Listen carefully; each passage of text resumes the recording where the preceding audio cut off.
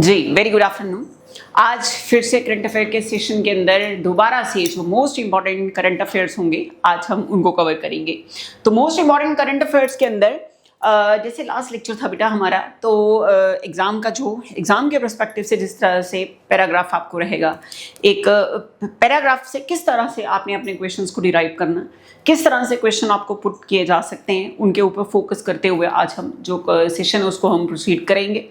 तो आज के सेशन के अंदर मोस्ट इंपॉर्टेंट पार्ट जो रहेगा हमारा वो रहेगा सबसे पहले फिजी का हाईएस्ट सिविलियन अवार्ड, ये किसको दिया गया, छोटी सी न्यूज़ है। उसके बाद गिरमिटिया जो है ये न्यूज़ में है, ये क्यों न्यूज़ में है। देन आएगा हमारा पंचायती राज इंस्टीट्यूशन। अब अगर देखा जाए तो आज के टॉपिक के अंदर पंचायती राज इंस्टीट्यूशन जो होगा इसे हम हाईलाइट करके चलेंगे, क्योंकि पंचायती राज इंस्टीट्यूशन आपका इंडियन कॉन्स्टिट्यूशन का कॉन्सेप्ट है, और इंडियन कॉन्स्टिट्यूशन का अगर ये कॉन्सेप्ट है तो इट मीन्स एग्जाम के पर्सपेक्टिव से लॉ के अंदर जो आपका कॉन्स्टिट्यूशन है, आपका जो एग्जाम है उसके अंदर कॉन्स्टिट्यूशन जो है उसकी बहुत ज़्यादा वैल्यू है। तो कॉन्स्टिट्यूशन का जो भी टॉपिक आएगा उसको हम थोड़ा डिटेल में पढ़ेंगे, राइट, क्योंकि यहाँ पे अमेंडमेंट्स की बात भी होगी। नेक्स्ट आ गया हमारा ग्राउंड्स फॉर रिमूवल ऑफ जजेस। अगेन यहाँ पे बात हो रही है सुप्रीम कोर्ट की, यहाँ पे बात करेंगे हम हाई कोर्ट की। जितने भी कोर्ट हैं इंडिया के अंदर उनके जो जजेस हैं उनका रिमूवल किस तरह से रहेगा। तो टॉपिक को अंडरस्टैंड करते हुए हमें ये पता चल रहा है कि ये टॉपिक अगेन इंडियन कॉन्स्टिट्यूशन का टॉपिक भी है और न्यूज़ में भी है, तो इट मीन्स हमें इसे भी डिटेल में पढ़ना पड़ेगा। नेक्स्ट आ गया हमारा ग्लोबल पीस इंडेक्स 2025। उसके बाद इंटरनेशनल क्रिमिनल कोर्ट, हम इसे देखेंगे। ग्लोबल वेटलैंड आउटलुक 2025, हमें ये देखना है। तो आज के इस टॉपिक के अंदर, आज के इस कंप्लीट सेशन के अंदर हमारी जो दो न्यूज़ हैं वो रिलेटेड हैं आपके इंडियन कॉन्स्टिट्यूशनल लॉ से, और बाकी जो न्यूज़ है वो हमारा करंट अफेयर्स का पार्ट है। तो इट मीन्स जो ये दो टॉपिक हैं आपके पंचायती राज institution as well ground for removal of जजेस, ये करंट अफेयर्स का पार्ट भी है, इंडियन कॉन्स्टिट्यूशन के अंदर भी ये पार्ट है। तो इसे हम थोड़ा डेप्थ में जाके करेंगे, क्लियर। तो आज की जो न्यूज़ है उसे हम स्टार्ट कर रहे हैं सबसे पहले फिजी के हाईएस्ट सिविलियन अवार्ड से। अंडरस्टैंड करते हैं कि है क्या। प्रेसिडेंट मुर्मू कौन, द्रौपदी मुर्मू, जिन्हें जो कि 2 दिन की विजिट पे थे फिजी के लिए, डिस्क्राइब करा गया as a reflection of the deep ties of friendship between India and Fiji. तो यहाँ पे आपके कंटेक्स्ट के अंदर जो आपको अपने सेल्फ एंड पे क्वेश्चन प्रिपेयर करना है वो क्या, सबसे पहले फिजी का आपको देखना है लोकेशन। इंडिया के कंटेक्स्ट में फिजी की डायरेक्शन क्या है इंडिया के कंटेक्स्ट में।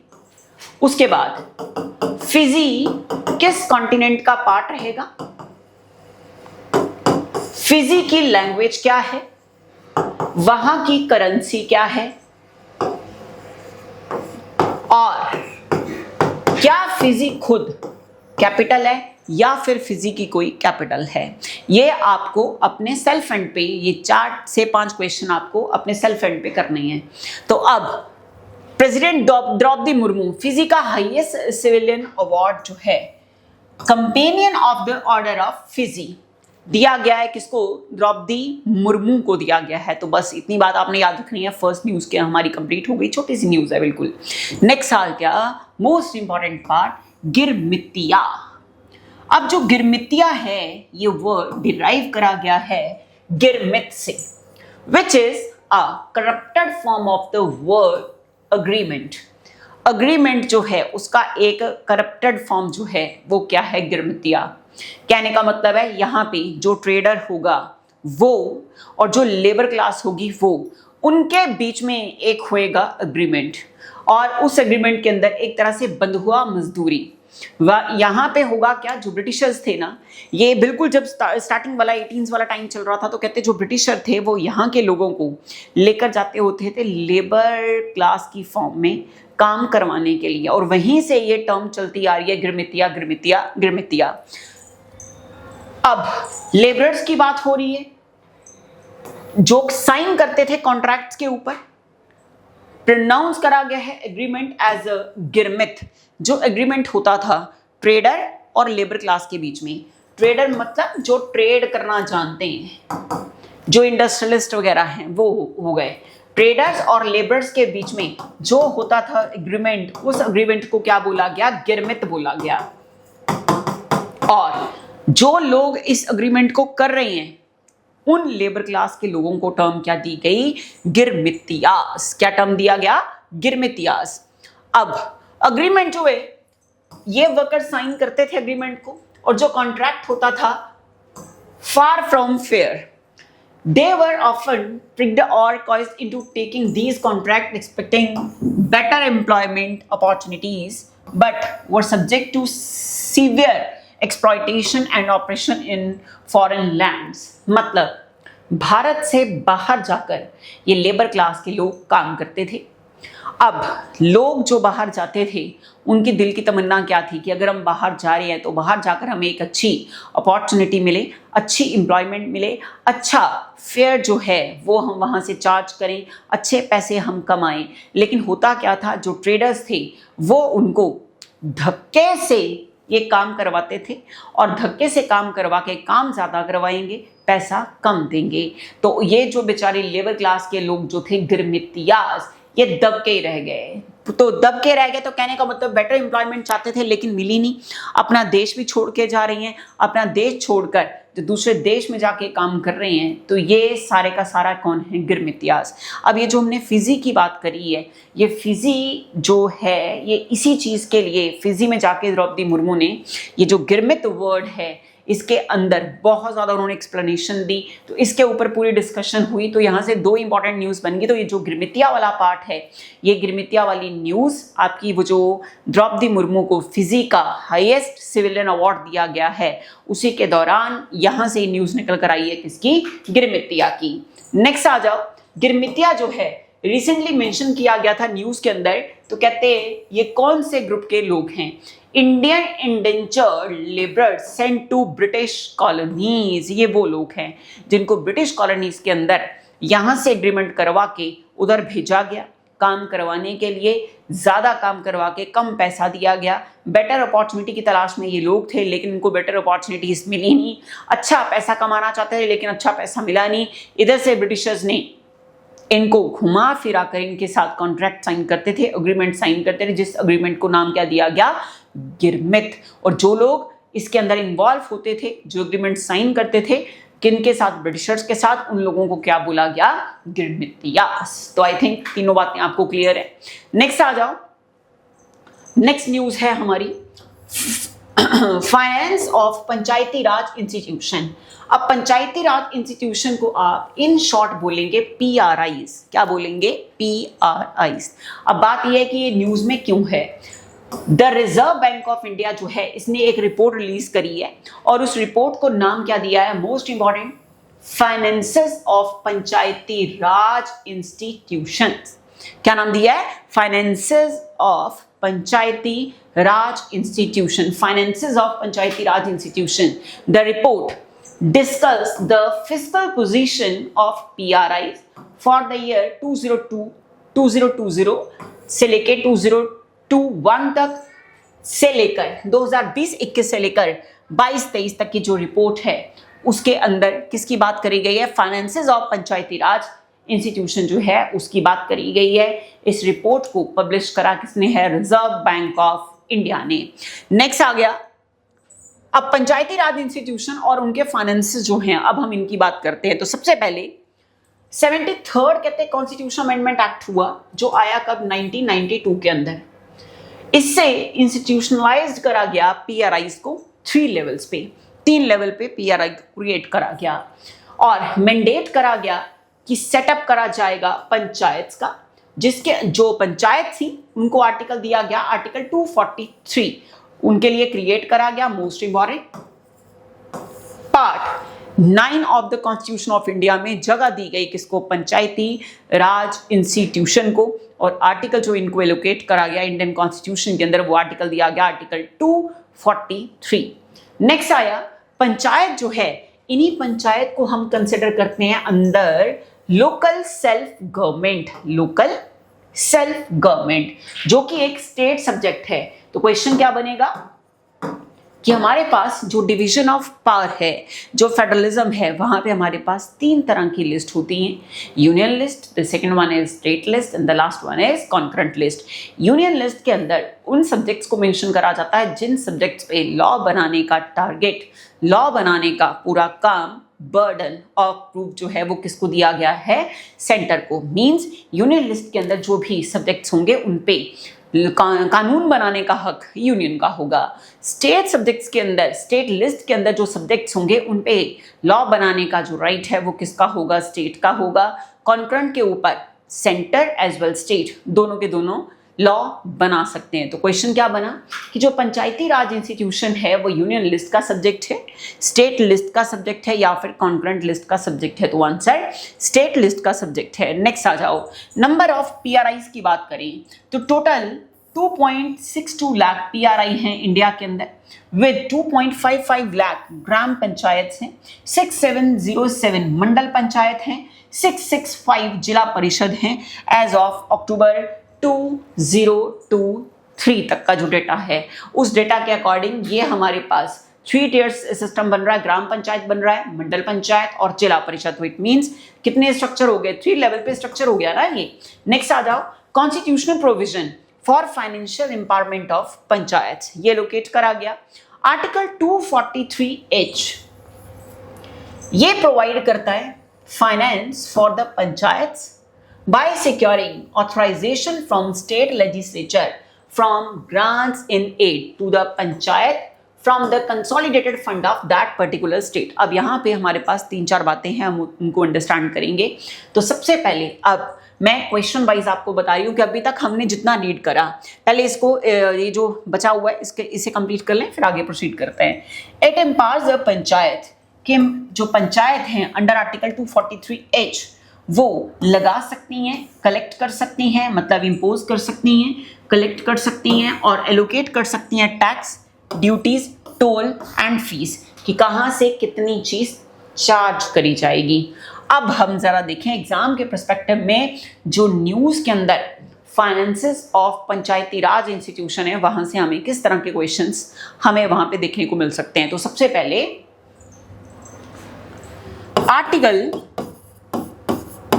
40 of Indian constitution, Indian constitution का आर्टिकल 40, आर्टिकल 40 जो है बेटा ये बात करता है किसकी, विलेज पंचायत की। तो क्वेश्चन ये हो गया कि सबसे पहले विलेज पंचायत के ऊपर जो आर्टिकल हमें बता रहा है, विलेज पंचायत की जो बात कर रहा है जो आर्टिकल, वो आर्टिकल कौन सा, article 40। Article 40 under part 4 of DPSP. DPSP already मैं आपको बता चुकी थी, directive principle of state policy. Directive principle of state policy का आर्टिकल 40 जो है वो बात करता है किसकी, विलेज पंचायत की। और विलेज पंचायत का जो कॉन्सेप्ट है ये हमें आर्टिकल 40 के अंदर किसने दिया, तो आंसर गांधीयन प्रिंसिपल का पार्ट है। अब आप लोगों को पता है कि डीपीएसपी जो हैं वो बाइंडिंग नहीं है लोगों के ऊपर, गवर्नमेंट के ऊपर, कि डीपीएसपी के अंदर जो प्रोविजन दिए रखे हैं वो इंप्लीमेंट करने जरूरी है, तो बिल्कुल नहीं। डीपीएसपी सिर्फ और सिर्फ क्या होती हैं, स्टेट वेलफेयर के लिए बनाई हुई पॉलिसीज होती हैं। डीपीएसपी बाइंडिंग नहीं होता, ना लोगों पे, ना स्टेट पे, ना गवर्नमेंट पे, किसी पे भी बाइंडिंग नहीं है। अब डीपीएसपी में ऑलरेडी बात करी गई है विलेज पंचायत की, तो इट मीन्स जब इंडियन कॉन्स्टिट्यूशन बना उसमें पंचायती राज होना चाहिए था, लेकिन नहीं था। तो नहीं था, बेशक आर्टिकल 40 मेंशन था वहां पे, तो आर्टिकल 40 किसका पार्ट था, डीपीएसपी का, इसलिए वो बाइंडिंग नहीं था। बाइंडिंग ना होने की वजह से उसे कॉन्स्टिट्यूशन के अंदर भी जगह नहीं मिली। अब जैसे जैसे टाइम पीरियड आगे बढ़ा, टाइम पीरियड आगे बढ़ने के साथ साथ हमें महसूस हुआ कि हमारा जो grass root level for democracy है, इंडियन डेमोक्रेसी का जो ग्रास रूट लेवल है वो कहाँ पे है, विलेज के अंदर बैठा है। और विलेज के अंदर डेमोक्रेसी को चलाने के लिए हमें, अगर वो डेमोक्रेसी चलानी है विलेज के अंदर, तो वहां पे पंचायत होनी चाहिए। बट हों कैसे, प्रोविजंस आए कहां से, क्योंकि ये तो डीपीएसपी के अंदर गांधीयन प्रिंसिपल का पार्ट है और ये कहीं पे भी बाइंडिंग नहीं है। इसलिए गवर्नमेंट को फील हुआ एक अर्ज, और वो फील क्या हुई अर्ज, कि हमें करनी पड़ेगी एक अमेंडमेंट। तो गवर्नमेंट ने बेटा एक अमेंडमेंट करी इंडियन कॉन्स्टिट्यूशन के अंदर, 73rd अमेंडमेंट। और इस अमेंडमेंट को करा कब गया, 1992 के अंदर करा गया। और इस अमेंडमेंट से क्या इंट्रोड्यूस हुआ, पंचायती राज इंस्टीट्यूशन। अब पंचायती राज इंस्टीट्यूशन अगर आ गया तो पंचायती राज इंस्टीट्यूशन के लिए अगली बात क्या बोली गई कि इन्हें कोई आर्टिकल भी तो एलोकेट करना पड़ेगा ना। तो आर्टिकल दिए गए पंचायती राज इंस्टीट्यूशन को, आर्टिकल 243 से लेकर 243O तक। कहां से लेकर कहां तक के आर्टिकल, आर्टिकल 243 से लेकर आर्टिकल 243O तक के आर्टिकल। अब अगली बात क्या बोली गई कि इसके लिए हमें पार्ट भी ऐड करना पड़ेगा। तो इंडियन कॉन्स्टिट्यूशन के अंदर पार्ट ऐड करा गया। पार्ट कौन सा ऐड करा गया, 9। तो part 9 of Indian constitution deals with Panchayati Raj institution. और उसके अंदर पार्ट 9 में कौन सा आर्टिकल डाला गया, 243 से लेकर 243O तक, जो कि डील करता है किससे, पंचायती राज इंस्टीट्यूशन से। उसके बाद इंडियन कॉन्स्टिट्यूशन के अंदर हमने एक स्केड्यूल ऐड करा, और वो जो स्केड्यूल था वो था कौन सा,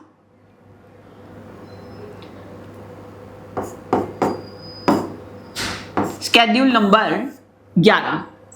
11 स्केड्यूल जो था उसे ऐड करा गया, जो बात करता है किसकी, पंचायती राज इंस्टीट्यूशन की। सारी बातें क्लियर हैं। अब क्या क्या क्वेश्चन बन गए कि जो पंचायती राज इंस्टीट्यूशन का कॉन्सेप्ट है वो किस आर्टिकल के बेस्ड है, आंसर आर्टिकल 40। दूसरी बात, आर्टिकल 40 जो है वो बात किसकी करता है, आंसर विलेज पंचायत की करता है।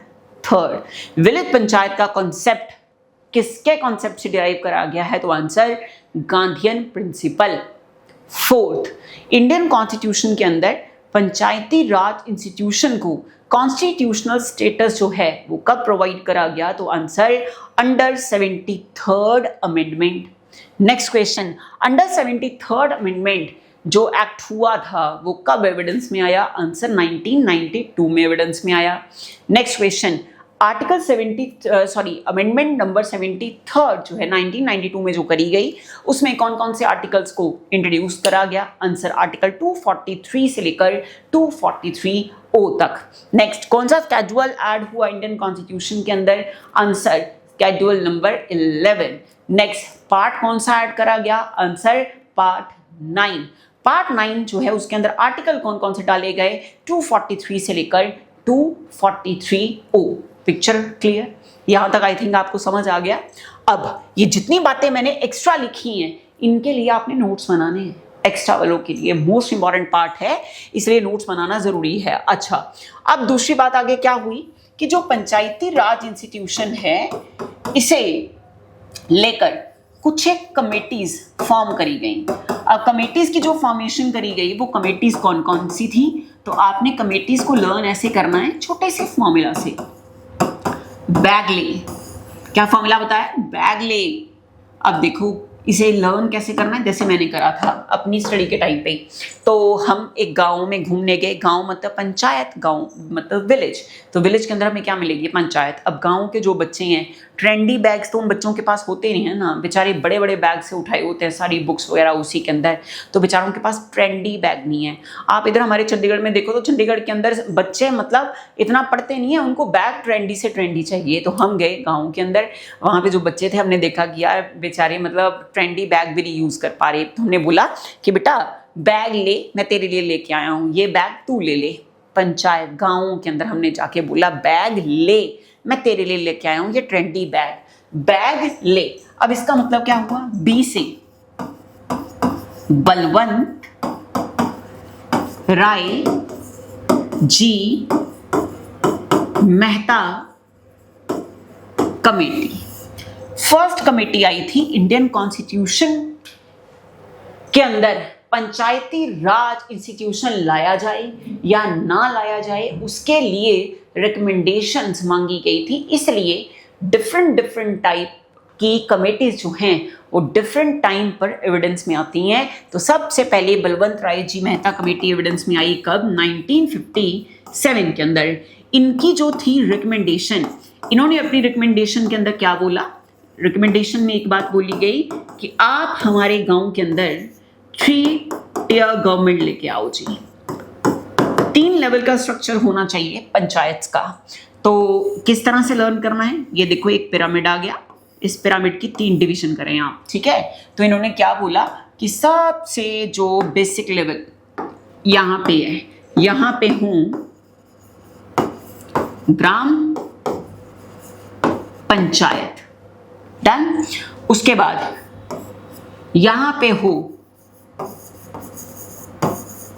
मंडल पंचायत या फिर ब्लॉक समिति। तो फर्स्ट लेवल पे क्या हो? ग्राम पंचायत। सेकंड लेवल पे क्या हो? ब्लॉक समिति। और सबसे ऊपर हो जिला परिषद। सबसे टॉप पे ये होना चाहिए, ठीक है। तो ग्राम पंचायत सबसे नीचे, ग्राम पंचायत से ऊपर ब्लॉक, ब्लॉक से ऊपर जिला, इस तरह से होना चाहिए। किसने बोला? बलवंत राय जी मेहता कमेटी ने बोला। नेक्स्ट आ गया ए से आई second committee Ashok Mehta committee 1977 के अंदर। अशोक मेहता कमेटी ने बोला कि देखो, अगर आपको ये नहीं करना है तो आप 2 लेवल का स्ट्रक्चर ले आओ ग्राम के अंदर। सबसे नीचे हो, ऊपर हो जिला परिषद, और जो बेसिक लेवल है यहां पे हो मंडल पंचायत। तो इन्होंने ग्राम पंचायत की बात नहीं करी, इन्होंने किसकी बात करी? मंडल पंचायत की। और मंडल पंचायत क्या होता है? जब 10 to 15 विलेजेस को मर्ज कर दिया जाए तो मिलकर जो बनेगा उसे हम क्या बोलेंगे? मंडल पंचायत बोलेंगे। नेक्स्ट आ जाओ जी से आ गई थर्ड कमेटी वी, ये वी विक्ट्री आएगा बेटा, GVK राव कमेटी।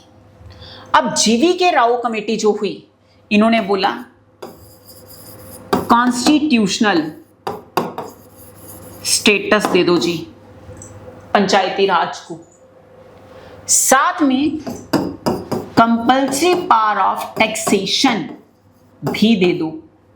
नेक्स्ट आया L, fourth committee LM Singhvi committee. इन्होंने बोला 1986 में आई है और ये आई थी 1985 के अंदर। अब जो 1986 के अंदर आई LM सिंघवी कमेटी, उन्होंने क्या बोला कि यस, बिल्कुल राइट बोला जा रहा है।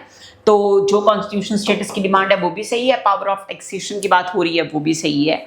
अब इन सब कमेटी की रिकमेंडेशन के ऊपर इंडियन कॉन्स्टिट्यूशन के अंदर हमें करनी पड़ी एक अमेंडमेंट, कौन सी? 73rd अमेंडमेंट 1992, और पंचायती राज इंस्टीट्यूशन को इस अमेंडमेंट से दे दिया गया कॉन्स्टिट्यूशनल स्टेटस, कॉन्स्टिट्यूशन के अंदर ऐड हो गया।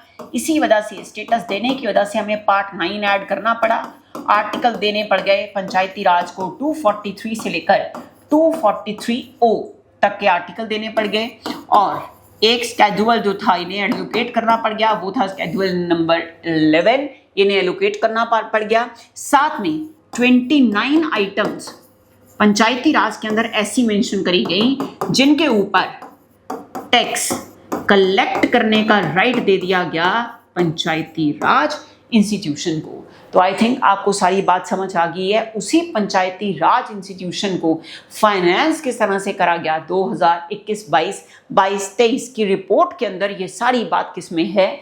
न्यूज़ के अंदर इस टाइम पे चल रही है। डन। तो आई थिंक बैकग्राउंड सारा कंप्लीट हो गया है। अब ये जो पावर ऑफ टैक्सेशन की बात करी गई है ये किस पे करी गई है? आर्टिकल 243H फाइनेंस की बात कर रहा है। नेक्स्ट आर्टिकल 243 आए, ये क्या कर रहा है बात, ये कह रहा है कि एक फाइनेंस कमीशन बनाया जाए हर 5 साल के बाद, जो कि रिव्यू करे फाइनेंशियल पोजीशन क्या है किसी पंचायत की, और अगर फाइनेंशियल पोजीशन अच्छी नहीं है तो क्या क्या रिकमेंडेशन दी जा सकती हैं जिससे फाइनेंशियल पोजीशन जो है उस पंचायती राज की उसे जबरदस्त रखा जाए, या दोबारा से मतलब इस तरह से बनाया जाए कि आने वाले टाइम के अंदर वो एक फाइनेंशियल स्टेबिलिटी अपने साथ कैरी करके चले वो पर्टिकुलर पंचायत। तो कितने साल के बाद? फाइनेंस कमीशन 5 इयर्स के बाद। अगर यही फाइनेंस कमीशन की बेटा हम बात करें सेंटर लेवल पर, तो याद रखना है कि फाइनेंस कमीशन जो है इसका आर्टिकल है आर्टिकल 280, हर 5 साल के बाद फाइनेंस कमीशन को करा जाता है अपॉइंट, और इसे अपॉइंट करता है, इस कमीशन को बनाता कौन है? प्रेसिडेंट। और प्रेसिडेंट का इस कमीशन को बनाना उनकी फाइनेंशियल पार्ट्स हैं, प्रेसिडेंट की फाइनेंशियल पार्ट्स के अंदर कॉन्स्टिट्यूट करा जाता है after every 5 years finance commission under article 280 of Indian constitution. जिस तरह से सेंटर लेवल के अंदर आपका फाइनेंस कमीशन है, वैसे ही स्टेट लेवल के अंदर भी क्या होता है? State finance commission. हिमाचल का अलग, पंजाब का अलग, हरियाणा का अलग, इस तरह से। नेक्स्ट आ जाओ, आर्टिकल 280 क्लॉज 3 सब क्लॉज बीबी, ये मैंडेट करता है कि जो फाइनेंस कमीशन है उसकी जो रिकमेंडेशंस हैं needed to augment consolidated fund of the state and supplement panchayat resources to the president। तो कहने का मतलब है जो आपके स्टेट हैं सेंटर लेवल पे, आपको मैंने 3 फंड बताए थे। कौन कौन से 3 फंड बताए थे? सबसे पहले हमने करा था कंसोलिडेटेड फंड ऑफ इंडिया, फिर हमने करा था कंटिंजेंसी फंड ऑफ इंडिया, फिर हमने करा था public account fund of India. तो जिस तरह से सेंटर लेवल पर 3 फंड्स हैं, सेम इसी तरह से स्टेट लेवल पर भी क्या होते हैं? 3 फंड। स्टेट अपना खर्चा फिर यहां से करेगा।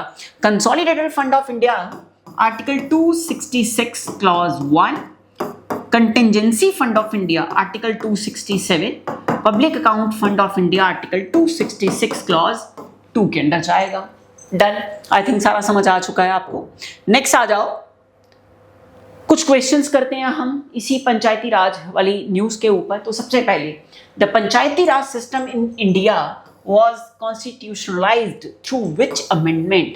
कौन सी ऐसी अमेंडमेंट हुई जिस अमेंडमेंट से पंचायती राज इंस्टीट्यूशन को कॉन्स्टिट्यूशनल स्टेटस जो है वो प्रोवाइड करा गया?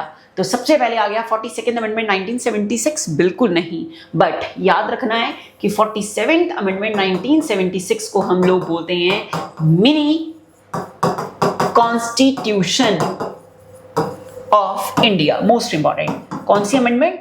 42nd अमेंडमेंट 1976, क्योंकि बहुत सारे न्यू प्रोविजन जो थे इस अमेंडमेंट से इंडियन कॉन्स्टिट्यूशन के अंदर ऐड करे गए थे। नेक्स्ट आ गया 44th अमेंडमेंट 1978, बिल्कुल नहीं। 86th अमेंडमेंट 2002, बिल्कुल नहीं। लेकिन 86th अमेंडमेंट से क्या हुआ था? एक्सक्यूज मी, जय माता दी। हाँ, 86th अमेंडमेंट 2002 से क्या करा गया था?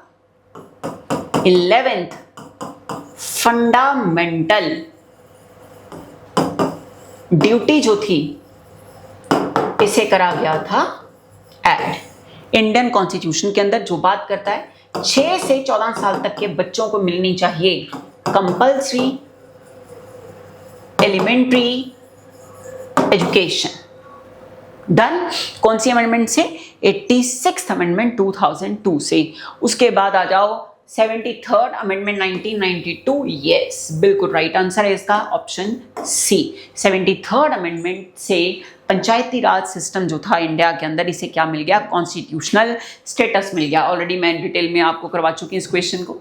नेक्स्ट आ गया 73rd अमेंडमेंट से क्या हुआ? 1992 के अंदर आया, कॉन्स्टिट्यूशन स्टेटस मिल गया पंचायती राज सिस्टम को। पार्ट 9 इंसर्ट कर दिया गया। आर्टिकल 243 से लेके 243 तक के 243 ओ तक के आर्टिकल आ गए।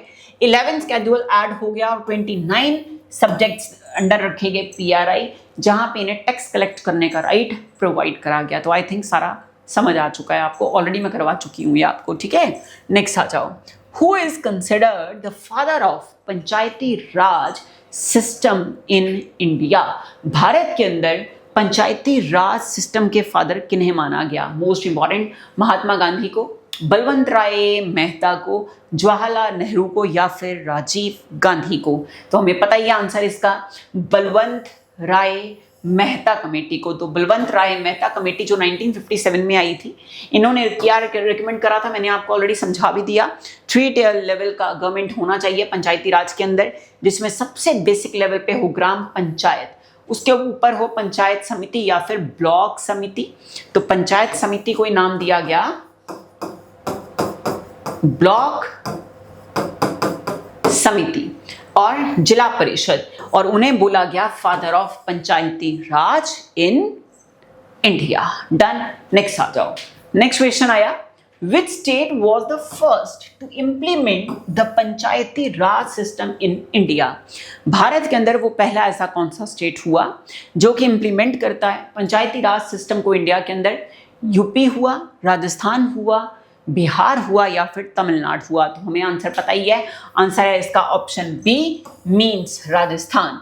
राजस्थान ऐसा फर्स्ट स्टेट हुआ जो इंप्लीमेंट करता है पंचायती राज इंस्टीट्यूशन को। कहाँ? नागौर डिस्ट्रिक्ट के अंदर। Most important question, double star. कौन सी डेट को? 2 अक्टूबर, ये थी डेट, क्योंकि यही महात्मा गांधी का बर्थ डेट भी माना जाता है, ठीक है। तो उन्हीं का कॉन्सेप्ट था पंचायती राज का, विलेज पंचायत वाला कॉन्सेप्ट आर्टिकल 40 के अंदर, ऑलरेडी मैं आपको समझा चुकी। और कब इंप्लीमेंट करा गया? 1959 में। Most important. नेक्स्ट आ जाओ। उसके बाद था आंध्र प्रदेश, जिसने इसको फॉलो करा। तो पहला जो स्टेट था, फर्स्ट स्टेट जिन्होंने इंप्लीमेंट करा है पंचायती राज इंस्टीट्यूशन को, वो हुआ हमारा राजस्थान, नागौर डिस्ट्रिक्ट, 2 अक्टूबर। और ईयर कौन सा था? 1959। 2 अक्टूबर ही क्यों रखा गया? क्योंकि विलेज पंचायत का कॉन्सेप्ट महात्मा गांधी से लिया गया, उनके प्रिंसिपल से लिया गया, और उनके महात्मा गांधी का जो बर्थ डेट था वो इन्होंने सोचा कि शायद से सबसे बेटर डेट होगी इस चीज़ को आगे प्रमोट करने के लिए। और सेकेंड जो स्टेट हुआ वो हुआ आंध्र प्रदेश। नेक्स्ट क्वेश्चन आया, which article of the Indian constitution provides for the reservation of seats for women in panchayati Raj institution? Most important, क्या बोला गया? कौन सा आर्टिकल है इंडियन कॉन्स्टिट्यूशन के अंदर जो प्रोवाइड करता है reservation for of seats for women in panchayati Raj institution? तो कहने का मतलब पंचायती राज इंस्टीट्यूशन के अंदर विमेन की रिजर्वेशन की बात जो कर रहे हैं वो कौन सा आर्टिकल क्या कर रहा है? क्या वो आर्टिकल 243A है, या क्या वो आर्टिकल 243D है, या वो आर्टिकल 243E है, या वो आर्टिकल 243M है? तो आपको आर्टिकल बताना है। तो आर्टिकल कौन सा है? आंसर है हमारा आर्टिकल 243D।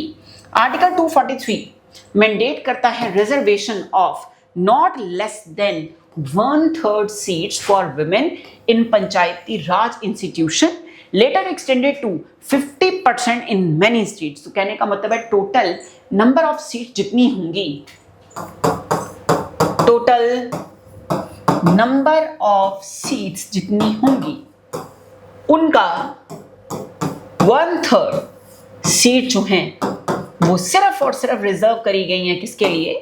वुमेन के लिए रिजर्व करी गई हैं। और कुछ स्टेट्स के अंदर ये रिजर्वेशन जो है वो अप टू 50% तक भी एक्सटेंड हुआ है। डन। नेक्स्ट क्वेश्चन आ जाओ।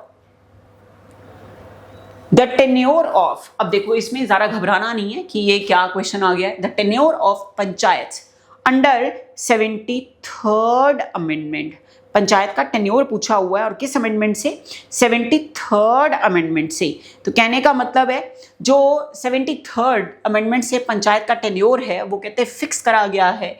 क्या वो टेन्योर 3 इयर्स का है, या वो टेन्योर 3 इयर्स ना होकर वो टेन्योर 4 ईयर का है, या वो टेन्योर 5 ईयर का है, या फिर वो टेन्योर 6 ईयर का है? अब इसमें थोड़ा सा आपने दिमाग लगाना है। तो कहने का मतलब है अगर दिमाग लग गया फिर तो इस क्वेश्चन का आंसर आ ही जाएगा, और अगर ना लगा तो फिर हो जाएगी प्रॉब्लम। सोचो जरा क्या हो सकता है? 3 इयर्स, 4 ईयर, 5 ईयर, 6 ईयर। तो हमें अंडरस्टूड ही आंसर 5 ईयर। बेटा जैसे लोकसभा का चलता है सेम उसी तरह से तो गांव के अंदर क्या है, इलेक्शन होते हैं, जैसे ग्राम प्रधान हो गया, पंच मेंबर्स हो गए, इन सब का, ठीक है। तो उसी बेस के ऊपर हमने इस सिस्टम को देखना है। तो कहने का मतलब है आंसर कितना हो गया, 5 ईयर्स हो गया। आर्टिकल 243E, आर्टिकल ये इंपॉर्टेंट है, 243E आर्टिकल जो है ये एक फिक्स्ड 5 ईयर टर्म की बात करता है। किनके लिए, पंचायत के लिए, at every level. If dissolved earlier election must be conducted with in 6 month. तो कहने का मतलब जिस तरह से लोकसभा अपने टाइम से पहले डिसॉल्व अगर हो जाती है तो 6 मंथ्स के अंदर अंदर एक फ्रेश इलेक्शंस कंडक्ट कराए जाते हैं। सेम उसी बेस के ऊपर, उसी रिदम के ऊपर काम करेगी कौन, पंचायती राज इंस्टीट्यूशन। 5 इयर्स का टेन्योर चलेगा। अगर बाय चांस वो अपने प्रॉपर फिक्स टाइम से पहले डिसॉल्व हो गई तो क्या ये सब्जेक्ट टू डिसॉल्व है पंचायती राज, आंसर यस। क्या लोकसभा सब्जेक्ट टू डिसॉल्व है, आंसर यस। क्या राज्यसभा सब्जेक्ट टू डिसॉल्व है, आंसर नो, बिकॉज जो आपका राज्यसभा है वो क्या है, परमानेंट चेंबर है, परमानेंट हाउस है। डन। नेक्स्ट आ जाओ, और कितने मंथ के अंदर अंदर, विद इन 6 मंथ इनको इलेक्शंस कंडक्ट कराने पड़ेंगे। नेक्स्ट आ जाओ, which schedule of the Indian Constitution lists the functions of Panchayati Raj institution. Indian constitution का वो कौन सा ऐसा स्केड्यूल है जो बात करता है फंक्शन ऑफ पंचायती राज की। क्या वो 9th स्केड्यूल है, या वो 10th है, 11th है, या 12th है। तो अब आंसर हम लोगों को ऑलरेडी इसका पता है क्योंकि मैंने आपको ऑलरेडी आंसर करवा दिया इसका। 11th स्केड्यूल है। अब जरा पहले हम ये देख लें कि 9th स्केड्यूल जो है, 9th स्केड्यूल किससे डील करता है। तो 9th स्केड्यूल क्या बताया था आपको मैंने,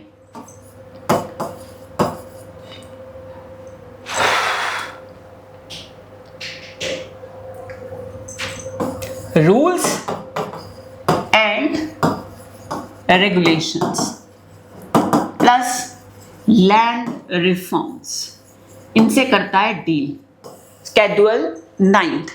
10th की बात करें तो ये डील करता है एंटी डिफेक्शन लॉ से। 11th बात करता है पंचायत की, और 12th बात करता है म्यूनिसिपैलिटीज की। डन, ठीक है। तो कहने का मतलब है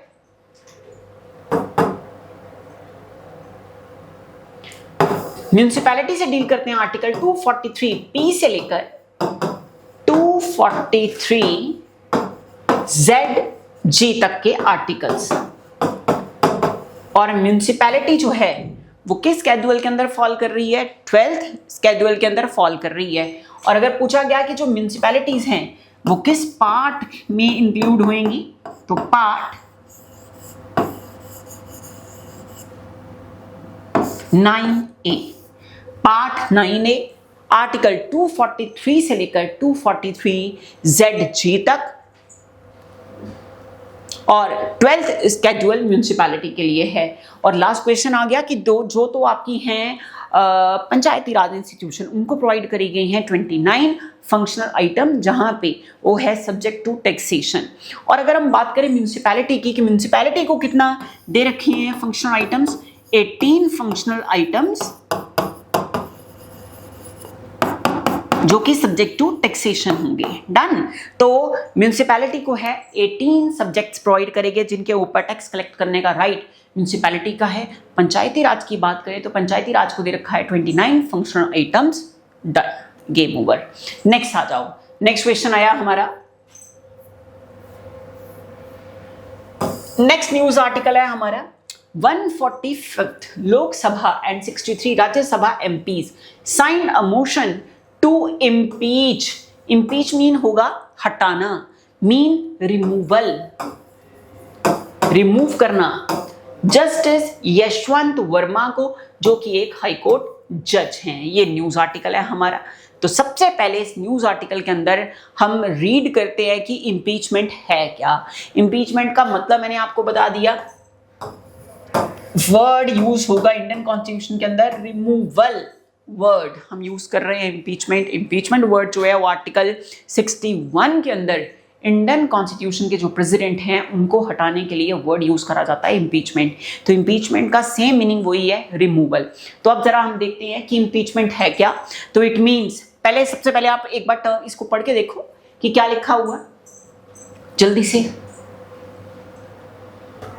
तो सबसे पहले आ गया हमारे पास the term impeachment mean the process followed in deciding the removal of a person in a position from exercising all the parts and responsibilities that the position demands. The entire process of removal is impeachment.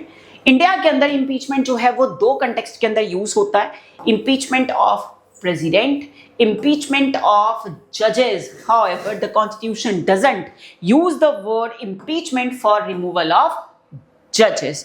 India के अंदर impeachment मैंने सिर्फ आपको बताया under article 61। Impeachment का meaning वही है, removal मतलब हटाना। अब जो इम्पीचमेंट है आर्टिकल 61 के अंदर वर्ड डायरेक्ट लिखा हुआ इम्पीचमेंट, और वो बात करता है किसकी, प्रेसिडेंट ऑफ इंडिया को उनकी सीट से हटाने की। अगर हम बात करें जजेस के, तो कॉन्स्टिट्यूशन जो है कहते उसने कॉन्स्टिट्यूशन ने कहीं पे भी वर्ड यूज नहीं करा है इम्पीचमेंट किनको हटाने के लिए, रिमूवल ऑफ जजेस। तो जो हमारा कॉन्स्टिट्यूशन है उसके अंदर सिर्फ और सिर्फ इम्पीचमेंट वर्ड किसके लिए यूज करा गया है, प्रेसिडेंट ऑफ इंडिया के लिए।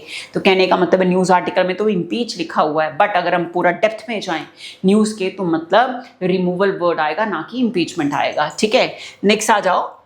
अब ग्राउंड क्या है रिमूवल ऑफ जजेस के? ये जो इन्होंने लोकसभा वालों ने, राज्यसभा वालों ने मिलकर एक मोशन पास कराया, उसके अंदर ग्राउंड्स क्या क्या हैं। अगर किसी जज को हमने उनकी सीट से हटाना है तो उसके लिए ग्राउंड्स क्या क्या है हमें वो देखने हैं। तो सबसे पहले आ गया कॉन्स्टिट्यूशनल प्रोविजंस के अंदर आर्टिकल 124 क्लॉज 4। तो सबसे इंपॉर्टेंट आर्टिकल, तीन आर्टिकल यहाँ पे बनते हैं। एक आपने याद रखना आर्टिकल 222। आर्टिकल 222 बात करता है ट्रांसफर ऑफ जजेस। ठीक है, पनिशमेंट के बेस के ऊपर कभी भी किसी जज को आप ट्रांसफर नहीं कर सकते कि भाई इसको पनिश करा जा रहा है इसलिए इसको ट्रांसफर कर दो। पुलिस डिपार्टमेंट के अंदर ऐसा होता है, लेकिन जजेस के कंटेक्स्ट के अंदर ये ऐसा नहीं होता। तो जजेस की जो ट्रांसफर है, जो जनरल ट्रांसफर मानी गई है, वो किस आर्टिकल के अंदर फॉल करेगी, आर्टिकल 222 के अंदर फॉल करेगी। आर्टिकल 124 ऑफ इंडियन कॉन्स्टिट्यूशन बात करता है एस्टैब्लिशमेंट ऑफ सुप्रीम कोर्ट, कि भारत का एक क्या होगा, सुप्रीम कोर्ट होगा। उसके बाद आर्टिकल 124 क्लॉज 4 जो बात कर रहा है वो हम देख रहे हैं, और आर्टिकल 218 प्रोवाइड करता है लीगल बेस क्या है रिमूवल ऑफ जज के, और कौन से जजेस, सुप्रीम कोर्ट के भी और साथ साथ में हाई कोर्ट के भी। तो कौन से दो आर्टिकल, 124 का क्लॉज 4 और 218। डन, नेक्स्ट आ जाओ। क्राइटेरिया क्या है? क्राइटेरिया में रिमूवल जो है उसको परमिट करा जाता है only on the ground of proved misbehaviour and और इनकैपेसिटी। अगर मिसबिहेवियर प्रूव हो जाए, और दूसरा उनकी अयोग्यता मतलब इनकैपेसिटी। इनकैपेसिटी को अब ये मतलब नहीं है कि बंदे ने पहले लॉ करी हुई थी, उसके बाद वो जज बन गए और एग्जाम क्लियर कर लिया, जज बन गए, बाद में उनकी लॉ जो है वो कैंसिल हो गई। नहीं नहीं नहीं, इनकैपेसिटी का मतलब बेटा ये है कि बाय चांस हो सकता है उनको दौरे पड़ने शुरू हो जाए किसी जज को। ये थोड़ी ना पता है कि करते करते क्या हो जाए, लाइफ है, कभी भी कुछ भी हो सकता है। तो कहने का मतलब उसको हम किस में कंसिडर करेंगे, इनकैपेसिटी के अंदर कंसिडर करेंगे। डन। अच्छा, तो क्या क्या बताए, एक हो गया प्रूव्ड मिसबिहेवियर, दूसरा क्या हो गया, incapacity. Constitution doesn't define the term proved misbehaviour और इनकैपेसिटी। अब कॉन्स्टिट्यूशन के अंदर ये दोनों टर्म डिफाइन नहीं करी गई हैं कि इनका मीनिंग क्या होता है। जनरली मैंने आपको मीनिंग बता दिया, तो कहने का मतलब है डिफाइन कहीं नहीं है, बट ग्राउंड मेंशन करे गए हैं कि ग्राउंड होंगे दो, एक प्रूव्ड मिसबिहेवियर और दूसरा इनकैपेसिटी। डन, नेक्स्ट आ जाओ। सुप्रीम कोर्ट अब जो है बहुत सारे केसेस के अंदर विलफुल मिसकंडक्ट ऑफिस के अंदर, करप्शन, लैक ऑफ इंटीग्रिटी और एनी अदर ऑफेंस जो कि इन्वॉल्व करता है moral turpitude would constitute misbehaviour. Incapacity here means a medical condition that may include physical और mental incapacity, यही मैंने आपको बताया है। नेक्स्ट आ जाओ, रिमूवल ऑफ जजेस का प्रोसेस क्या चलेगा। अब प्रोसेस की बात हम करते हैं। जजेस इंक्वायरी एक्ट जो कि आया कब था, 1968 के अंदर, लगाएं यहाँ पे 5 स्टार। रेगुलेट करता है वो procedure for removing a supreme court जज एंड हाई कोर्ट जज। तो क्या कौन सा है एक्ट ये? जज इंक्वायरी एक्ट। जजेस इंक्वायरी एक्ट जो है ये आपको डायरेक्ट एग्जाम के अंदर डायरेक्ट भी पूछा जा सकता है कि ये जज इंक्वायरी एक्ट जो है वो है क्या, बोलता क्या है। तो जजेस इंक्वायरी एक्ट जो है ये बात करता है, किसकी बात कर रहा है?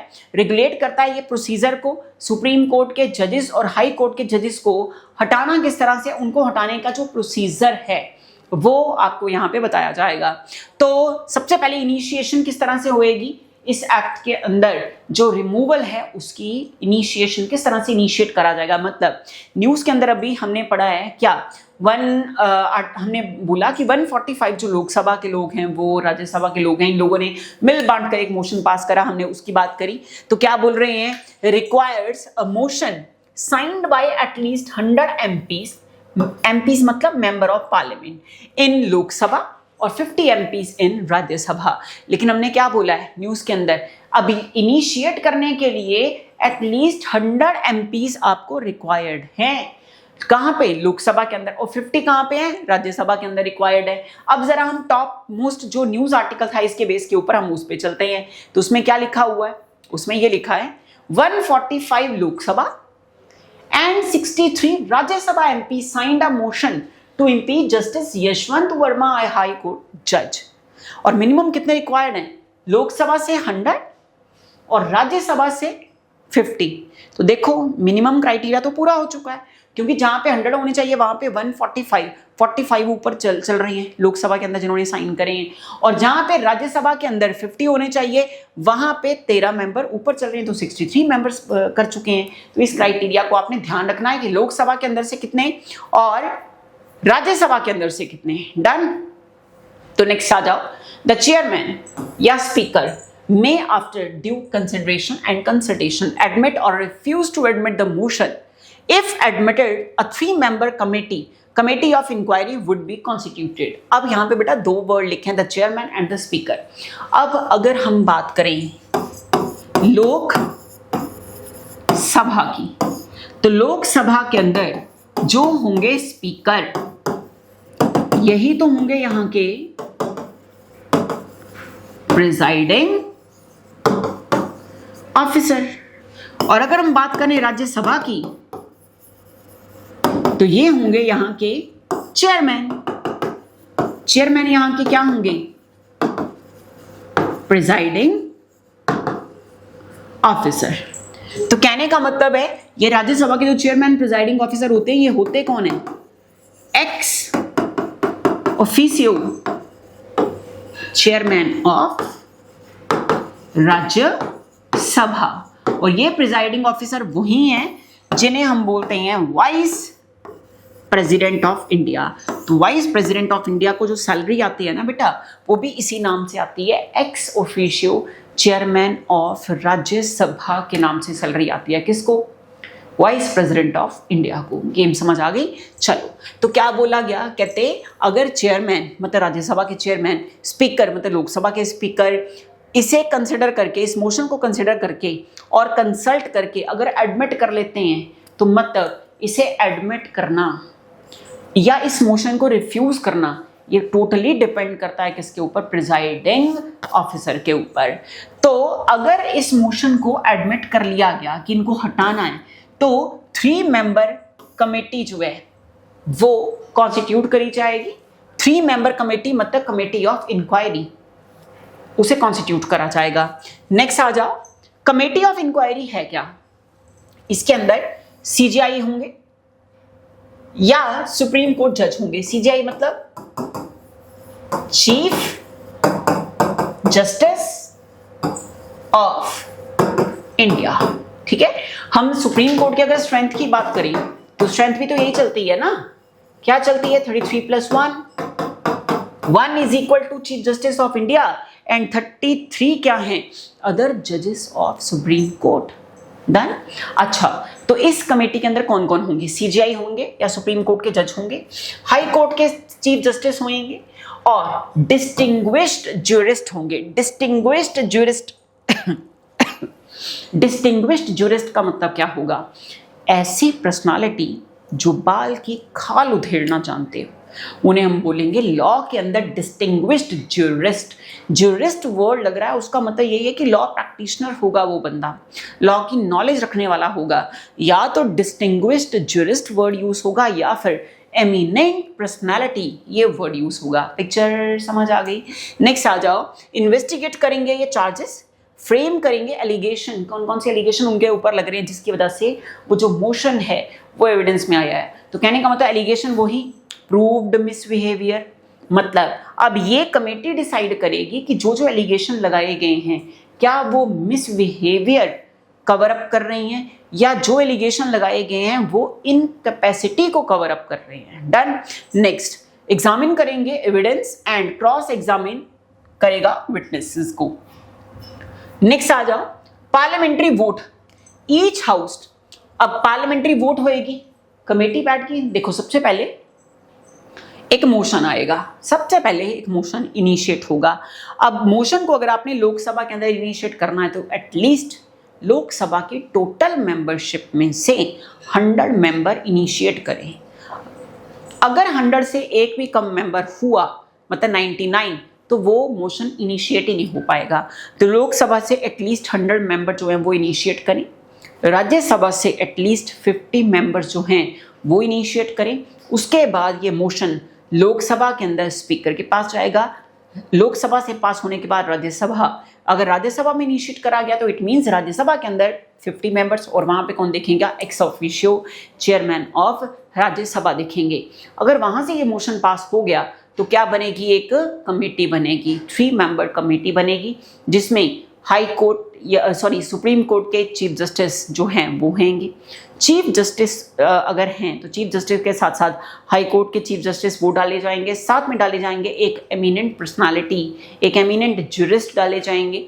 अच्छा, अब इनको डाल दिया गया तो ये क्या एग्जामिन करेंगे कि जो जो एलिगेशन इनके ऊपर लगाए गए हैं उनको एग्जामिन करेंगे, क्रॉस विटनेस जो हैं उसको देखेंगे। ये सब कुछ देखने के बाद अब क्या होगा? जो वोट है पार्लियामेंट के अंदर वो करी जाएगी। अब उसको हम देखेंगे। Each house must pass the motion with at least 2/3 of the members present and voting and more than 50% of the total membership in favor। इसका मतलब क्या हुआ? फॉर एग्जाम्पल, सिर्फ मैं एग्जाम्पल दे रही हूँ बेटा। फॉर एग्जाम्पल हाउस के अंदर 500 मेंबर्स हैं फॉर एग्जाम्पल, ठीक है? मैं 545 नहीं कर रही, अदरवाइज कैलकुलेशन में थोड़ा दिक्कत आ जाएगी आपको, ठीक है? तो मैं सिंपल करके बता रही हूँ। मान लो हाउस के अंदर 500 मेंबर्स हैं। अब 500 में से प्रेजेंट हैं 400 और 400 में से सिर्फ और सिर्फ वोटिंग कर रहे हैं 300। तो 300 जो वोट कर रहे हैं, इन 300 का 2/3, ठीक है जी? तो ये हो गई मेजॉरिटी, स्पेशल मेजॉरिटी। अब 2/3 करके, तो कहने का मतलब है सीधा इधर आ गया 100 into 200 and more than 50% of the total membership in favour. अब कहने का मतलब अगर टोटल मेंबरशिप थी 500 तो 500 का 50% कितना हो गया?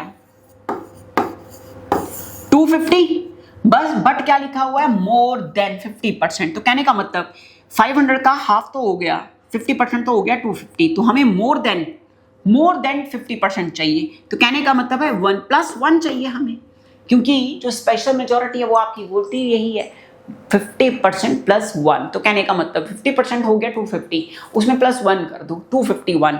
तो कहने का मतलब 251। बट आप ये देखो यहाँ तो मेंबर ही 200 है, तो इट मीन्स ये तो पास ही नहीं हो पाएगा। इसलिए जब भी किसी हाउस के अंदर कोई स्पेशल वोटिंग होनी होती है उस टाइम पे विप इशू कर दी जाती है हाउस के अंदर कि भाई, इस विप का मतलब क्या होता है? WHIP। विप का मतलब होता है कि भाई एक ये स्पेशल दिन है, इस स्पेशल दिन के ऊपर हम इस चीज़ के ऊपर डिस्कशन करने जा रहे हैं, और अगर इस चीज़ के ऊपर डिस्कशन करने जा रहे हैं तो उस टाइम हर बंदे को आना है। तो अब अगर मान लो 500 मेंबर्स हैं, उसमें से अब प्रेजेंट कितने हैं? 490 प्रेजेंट हैं। और वोट कितने कर रहे हैं? तो वोट कर रही हैं 480। स्टेटमेंट चेंज कर दी, 490 प्रेजेंट है, वोट कितने कर रहे हैं? 480। तो 480 का अब 2/3 कर लो आप। समझ गए। अब 480 का 2/3 जब हम कर देंगे तो हमें पता ही है कि क्या होगा, समझ गए। तो कहने का मतलब है हो ही जाएगा, गेम खत्म ही हो जाएगी। डन जी, समझ आ गया। तो कहने का मतलब है 160 इंटू 2 आपने ये कर दिया ना, तो 320 बन गया। तो कहने का मतलब है मोर देन 50%, 251 चाहिए थे आपको, 251 चाहिए थे, उधर 320 आ तो गए, बस गेम खत्म।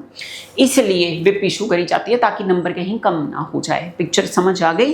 ये तो चलो मैंने एक रफ आइडिया आपको सिर्फ एक कैलकुलेट करने के लिए बताया है, अदरवाइज इसको तो चलो करने की जरूरत नहीं है, ये सिर्फ मैंने समझाया है कि लिखा गया है। तो आपको ये याद रखना है कि ईच हाउस सेपरेट उस मोशन को पास करेगा। motions must pass the motion at least 2/3 of the members present कितने हैं, उसमें से वोट कितने कर रहे हैं, और जितने वोट कर रहे हैं वो मोर देन 50% होना चाहिए टोटल मेंबरशिप का in favour. If both the house agree the president issue the removal order. तो क्वेश्चन क्या बना कि जज का रिमूवल ऑर्डर जो है उसे इशू कौन करते हैं, आंसर प्रेसिडेंट ऑफ इंडिया। लेकिन ये नहीं है कि प्रेसिडेंट ऑफ इंडिया की इसके ऊपर एक्सक्लूसिव अथॉरिटी चलती है, ऐसा कुछ नहीं है। तो जो प्रोसेस है आपने बस उसको दिमाग में रखना है, ठीक है।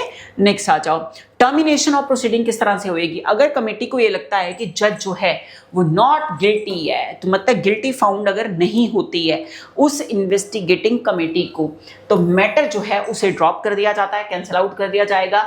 अब इस सारी बातों से हमें ये क्लियर हो गया कि एक प्रोसीजर जो है impeachment of a high court जज is same as that for a जज ऑफ द सुप्रीम कोर्ट। तो हमें जो पूरे का पूरा मेथड बताया गया है आपको, सुप्रीम कोर्ट के जज को हटाना है तो सेम मेथड चलेगा, हाई कोर्ट के जज को हटाना है तो भी सेम मेथड चलेगा रिमूवल के लिए। डन।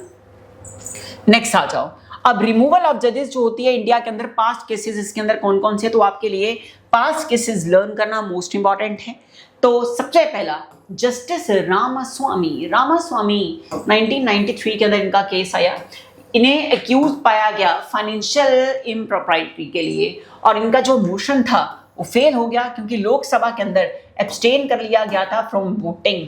एब्सटेन करने का मतलब क्या है, लोकसभा के अंदर इनके अगेंस्ट वोटिंग ही नहीं हो पाई, मेंबर्स ने अपने आप को एब्सटेन कर लिया, अपने आप को दूर कर लिया कि हम नहीं वोटिंग करेंगे, जो मर्जी हो जाए। तो मैंने आपको बोला था ना कि अगर प्रेजेंट एंड वोटिंग का 50%, मोर देन 50% अगर वो होता ही नहीं है तो वो मोशन ही ड्रॉप हो जाएगा। तो सेम यहाँ पे ये हुआ जब इनके अगेंस्ट ऐसा हुआ कांड। नेक्स्ट आ जाओ, जस्टिस सुमित्रा सेन 2011 के अंदर इनको हटाने की कोशिश करी गई, जिनको गिल्टी पाया गया करप्शन का, impeach in Rajya Sabha but resign before Lok Sabha discussion. Rajya Sabha जो था उसने तो पास कर दिया, लेकिन इससे पहले कि लोकसभा के ऊपर इन पे डिस्कशन हो उससे पहले इन्होंने क्या कर दिया, उससे पहले इन्होंने रिजाइन कर दिया। नेक्स्ट आ जाओ, जस्टिस एस के गंगली। तो एस के गंगली जो थे 2015 का इनका केस है, cleared by a committee on sexual harassment charge. तो सेक्सुअल हरासमेंट का चार्ज जो था वो कमेटी ने इन्वेस्टिगेट कर लिया था। नेक्स्ट आ जाओ, जस्टिस पर्दीवाला। तो जस्टिस पर्दीवाला जो थे 2015 का case, motion dropped after controversial remarks on reservation were expunge. तो कहने का मतलब है कंट्रोवर्शियल रिजर्वेशन मैटर है, तो पता ही है आपको क्या बनेगा। यहाँ पे मैं कुछ बोलना नहीं चाहूंगी अपनी तरफ से कि क्या यहाँ पे स्टेटमेंट आएगी।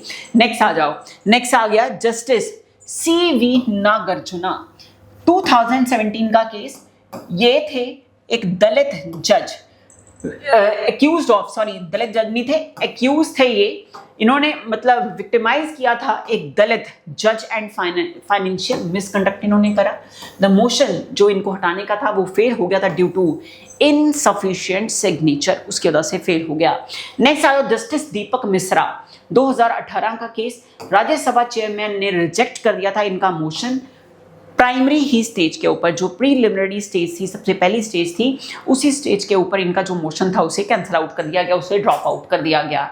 नेक्स्ट आ जाओ, कौन सा आर्टिकल है इंडियन कॉन्स्टिट्यूशन का जो डील करता है हाई कोर्ट के साथ स्टेट के अंदर। मैंने आपको बताया सुप्रीम कोर्ट की एस्टैब्लिशमेंट करने के लिए इंडियन कॉन्स्टिट्यूशन के अंदर आर्टिकल है 1 124। तो आर्टिकल 124 ऑफ इंडियन कॉन्स्टिट्यूशन जो है वो डील करता है किससे, एस्टैब्लिशमेंट ऑफ सुप्रीम कोर्ट। और अगर हम बात करें जब इनके रिमूवल की बात आ रही है तो आर्टिकल 124 क्लॉज 4 प्लस आर्टिकल 218 ये बात करता है। यहाँ पे बात करी गई है कि इंडियन कॉन्स्टिट्यूशन का ऐसा कौन सा आर्टिकल है जो डील करता है हाई कोर्ट के साथ स्टेट के अंदर। तो आंसर आ गया हमारा मोस्ट इंपॉर्टेंट क्वेश्चन है बेटा आर्टिकल 214 जो कि प्रोवाइड करता है कि there shall be a high court for each state, there shall be a high court for each state. हर स्टेट के लिए क्या होना चाहिए, एक हाई कोर्ट होना चाहिए। नेक्स्ट आ जाओ, who appoints the chief justice and other जजेस ऑफ अ हाई कोर्ट। कौन करता है चीफ जस्टिस को अपॉइंट और बाकी जजेस को अपॉइंट? क्या प्राइम मिनिस्टर ऑफ इंडिया करते हैं? जी नहीं। क्या गवर्नर ऑफ स्टेट करते हैं? नहीं। प्रेसिडेंट ऑफ इंडिया करते हैं या चीफ जस्टिस ऑफ इंडिया करते हैं? तो आपको पता ही है आंसर, प्रेसिडेंट ऑफ इंडिया करते हैं। तो मोस्ट इंपॉर्टेंट है इसकी एक्सप्लेनेशन, उसको ध्यान से देखना है। प्रेसिडेंट अपॉइंट करते हैं चीफ जस्टिस को और अदर जजेस ऑफ हाई कोर्ट को, बट कंसल्ट करते हैं किससे, चीफ जस्टिस ऑफ इंडिया से, गवर्नर ऑफ स्टेट से। मतलब अगर स्टेट के अंदर इन्होंने जजेस को अपॉइंट करना है तो उस पर्टिकुलर कंसर्न्ड स्टेट के गवर्नर से कंसल्ट करेंगे। एंड फॉर जजेस अदर देन सीजे, अगर चीफ जस्टिस के अलावा बाकी जजेस हैं तो chief justice of concerned high court जो हैं उनसे करा जाएगा कंसल्ट, तब जाकर ही अपॉइंटमेंट होएगी। नेक्स्ट आ जाओ, What is the retirement age of a high court judge in India?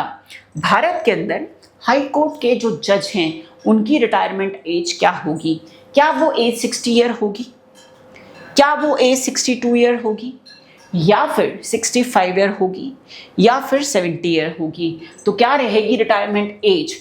तो आंसर 62 ईयर्स। आर्टिकल 217 बात करता है कि हाई कोर्ट का जो जज है वो रिटायर होंगे एट द एज ऑफ 62, लेकिन सुप्रीम कोर्ट के जज जो हैं वो रिटायर होते हैं एट द एज ऑफ 65। तो ये हो गया 62 स्टेट के कंटेक्स्ट में।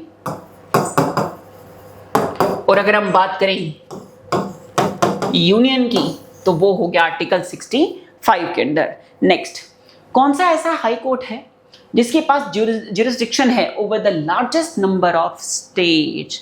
लार्जेस्ट नंबर ऑफ स्टेट्स पे जुरिस्डिक्शन चलता है जिस हाई कोर्ट का, वो हाई कोर्ट कौन सा है? तो सबसे पहले आ गया, क्या वो बॉम्बे हाई कोर्ट है, गुवाहाटी हाई कोर्ट है, मद्रास हाई कोर्ट है, या फिर इलाहाबाद हाई कोर्ट है? तो आंसर आ गया Guwahati high court. Guwahati high court earlier had jurisdiction over Assam, Nagaland, Mizoram and Arunachal Pradesh. Later separate benches established. It historically had jurisdiction over the maximum number of state. कौन सा?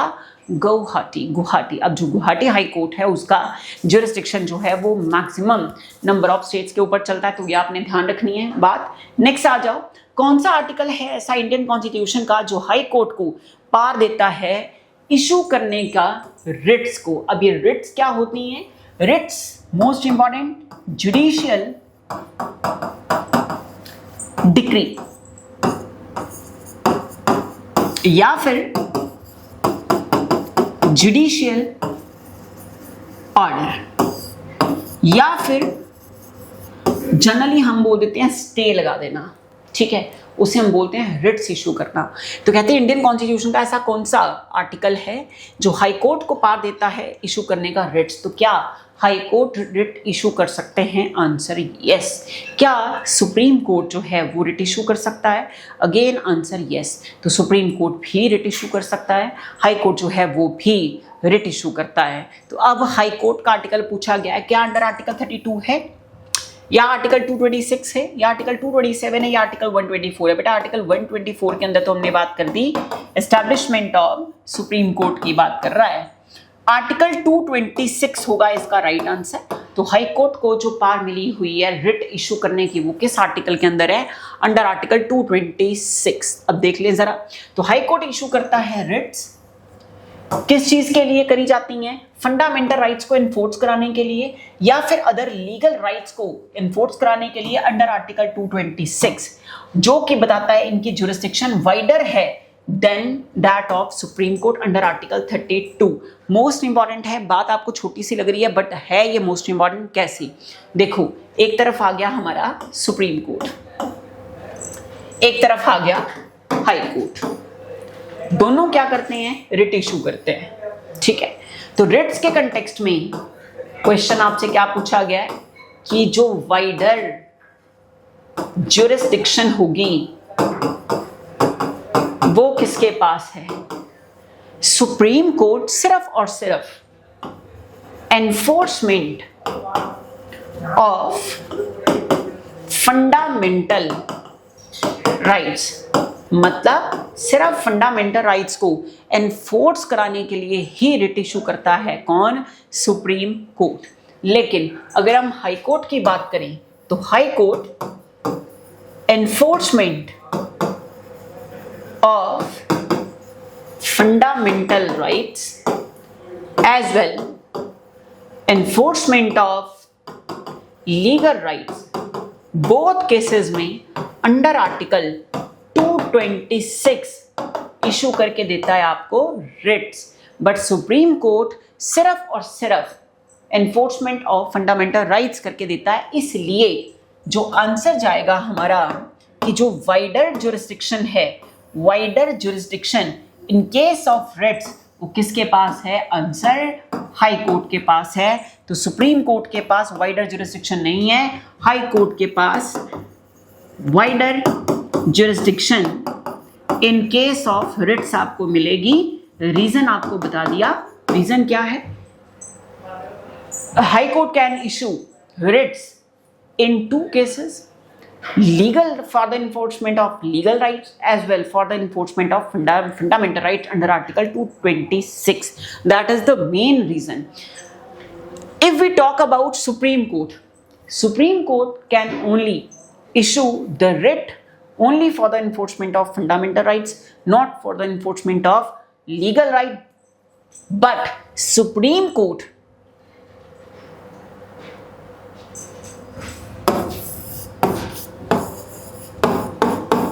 can hear the appellate jurisdiction in case of legal right.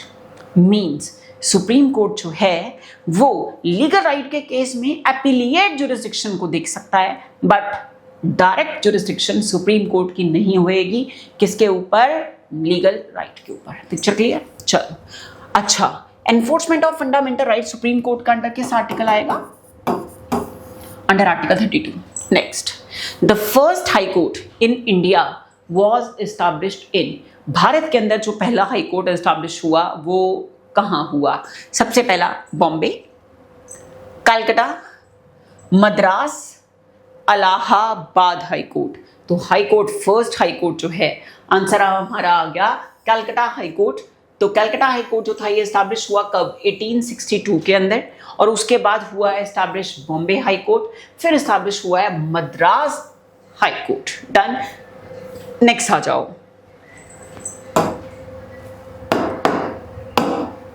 which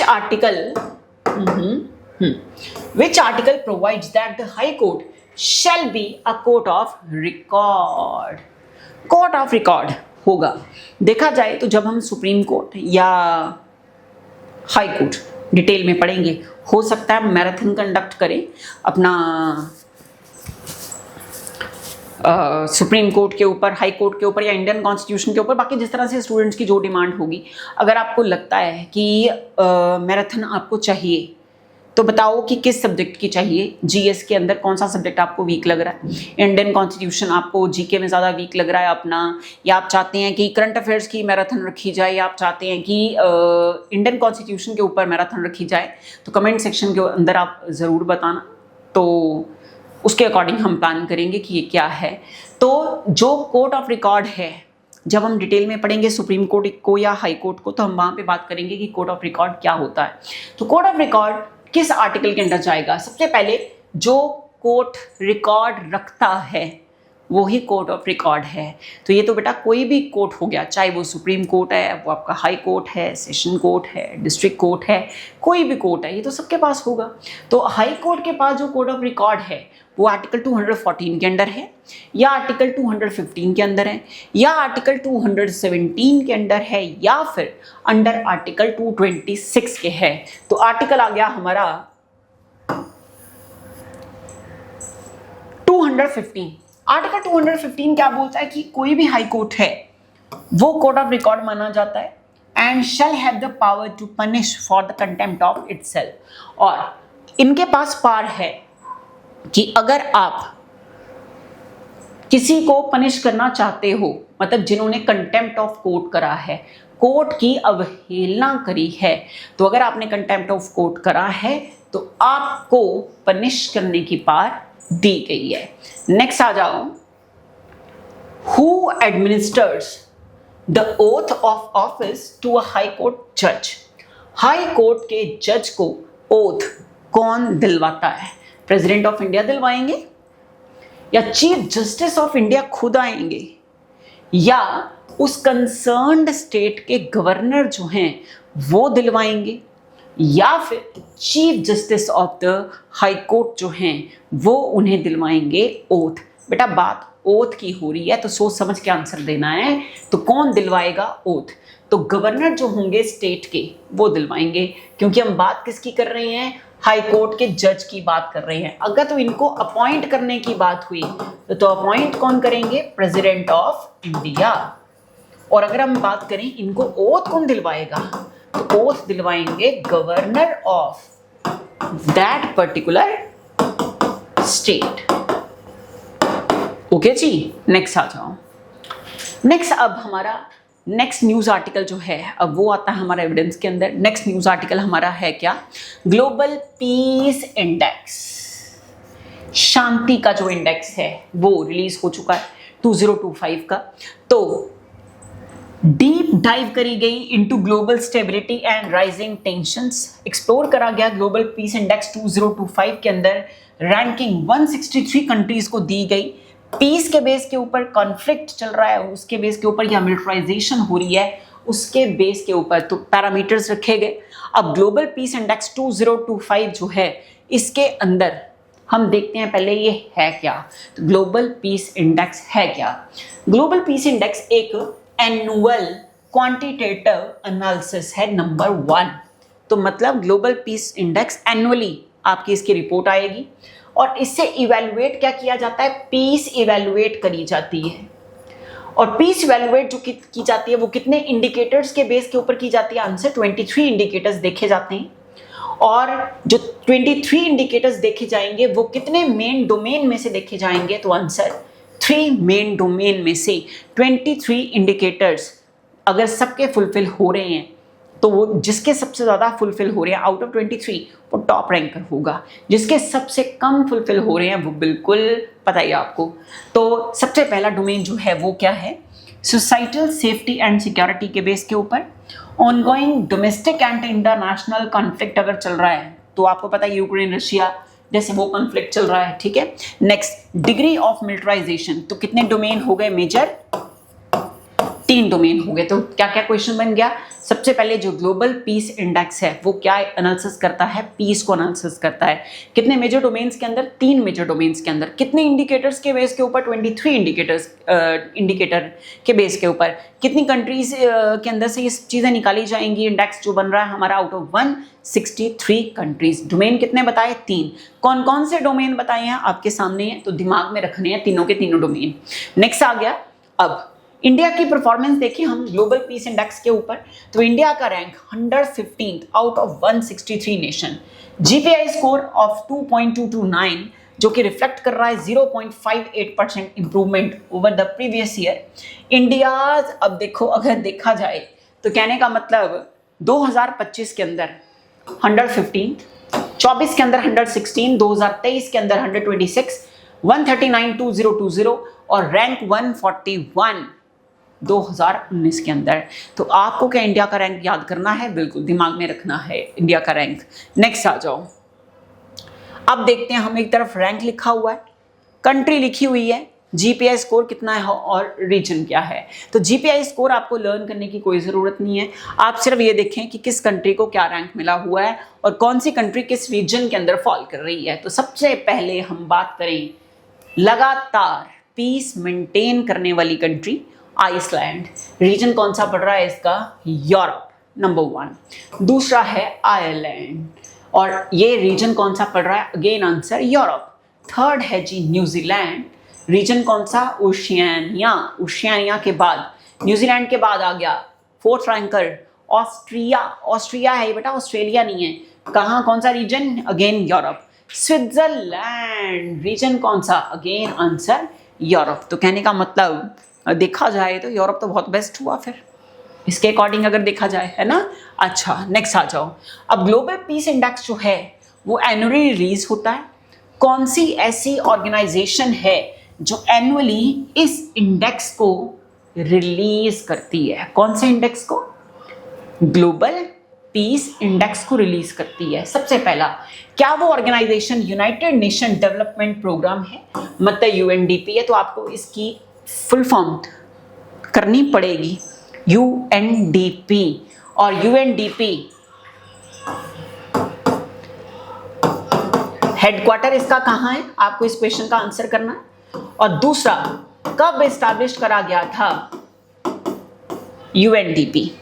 next आ जाओ, institute for economic and peace, या ये करता है या world economic forum करती है या ट्रांसपेरेंसी इंटरनेशनल जो है ये करती है रिलीज इस पूरे के पूरे स्कूल को। तो देखते हैं, institute for economic and peace ये करती है। तो institute for economics and peace जो कि एक सिडनी बेस्ड थिंक टैंक है जो पब्लिश करता है ग्लोबल पीस इंडेक्स को एवरी ईयर। जितने स्टार आप लगा सकते हैं इस क्वेश्चन पे उतने स्टार लगाएं, क्योंकि इंडेक्स बेस्ड काफ़ी क्वेश्चन आते हैं एग्जाम के अंदर, ठीक है। तो क्या हो गया आंसर हमारा ऑप्शन बी। नेक्स्ट आ जाओ, which country ranked as the most peaceful country in the global peace index 2025। Global peace index 2025 के अंदर कौन सी कंट्री टॉप रैंकर कंट्री है। पहला स्विट्जरलैंड है, न्यूजीलैंड है, आइसलैंड है या फिर डेनमार्क है। तो अभी अभी आंसर हमने करा है, आंसर आइसलैंड जो कि कंसिस्टेंटली टॉप रैंकर है। जीपीआई जिसका टॉप रैंकर है जा रहा है 2008 से, जब से ये चीज स्टार्ट हुई है। कौन सी कंट्री है which is ranked as the least peaceful in 2025 for the first time. पहली बार लीस्ट पीसफुल मानी गई है वो country, Yemen, Sudan, Ukraine, Russia. अभी अभी मेरे मुंह से निकला भी था, कोई 5 मिनट पहले हमने ये बात करी कि जहाँ पे हमने इंटरनेशनल डिस्प्यूट या इंटरनेशनल कॉन्फ्लिक्ट की बात करी, तो मैंने आपको बोला कि यूक्रेन रशिया का सीन जैसे चल रहा है। तो अब इसमें फर्स्ट टाइम जो कहते हैं लीस्ट पीसफुल कंट्री कंसिडर हो रही है वो कौन सी है, Russia is ranked at least peaceful country इन 2025 और वो भी बिल्कुल पहली बार, फॉलोड बाय यूक्रेन है, उसके बाद सूडान, डीआरसी एंड येमेन। सारी बात दिमाग में रखनी है क्योंकि अभी तक भी कॉन्फ्लिक्ट चल रहा है ना इनका। कौन सा ऐसा रीजन है रिमेन्स द मोस्ट पीसफुल जो रहा 2025 के अंदर, क्या वेस्टर्न एंड सेंट्रल यूरोप है। कौन सा, वेस्टर्न और सेंट्रल यूरोप है जो क्या रहा मोस्ट पीसफुल रहा। एशिया पैसिफिक है, नॉर्थ अमेरिका है, middle east and north Africa है। ठीक है, क्या पूछा हुआ है, मोस्ट पीसफुल इन 2025। तो आंसर आ गया हमारा वेस्टर्न एंड सेंट्रल यूरोप, जो कि आपको पता ही था answer. Continues to be the most peaceful region, housing 8 of the 10 most peaceful countries. Next आ जाओ, अगला न्यूज आर्टिकल आता है हमारा इंटरनेशनल क्रिमिनल कोर्ट को लेकर। कौन सा, इंटरनेशनल क्रिमिनल कोर्ट। बेटा ये इंटरनेशनल कोर्ट ऑफ जस्टिस नहीं है, तो वो आपके यूएनओ के ऑर्गन्स में आता है, इंटरनेशनल कोर्ट ऑफ जस्टिस।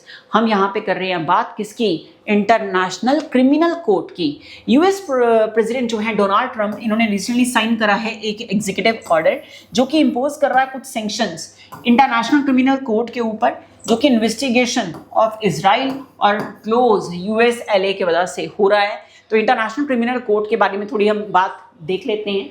तो ये बात है क्या, ये एस्टैब्लिश हुआ था 2002 के अंदर। नंबर 1 किसकी बात हो रही है? इंटरनेशनल क्रिमिनल कोर्ट जो है वो एस्टैब्लिश कब हुआ? 2002 के अंदर एस्टैब्लिश हुआ। To hold to account those guilty of some of the world's worst crime. तो कहने का मतलब वर्ल्ड वर्स्ट क्राइम को देख रहा है ये। एक बार रीड करो इस आर्टिकल को। Excuse me.